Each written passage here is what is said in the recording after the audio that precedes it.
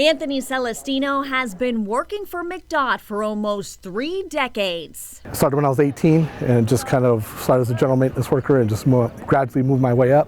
I always say it's been a blessing because it truly has. Today is Celestino's birthday. I want to thank you all for joining us today. And also the Maricopa County Department of Transportation's 150th anniversary celebration. You can believe it, just a couple years after the county was formed, MCDOT was formed as the highway department. And since then, they've been making connections that improve people's lives.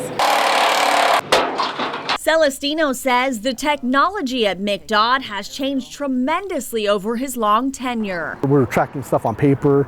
Now we do cartograph. It's an asset management program that we have. The technology is just, and the equipment.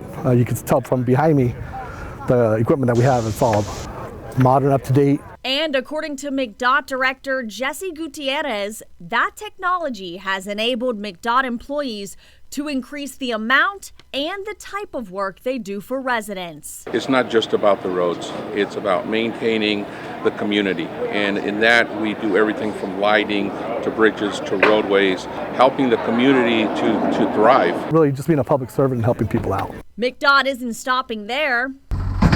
They have big plans to improve Maricopa County roads and infrastructure well into the future. They really are a leader in this area in figuring out how to better use intelligent transportation systems and autonomous vehicles, connected vehicles. We're really at the forefront of that in this area, and that's extremely important for our future.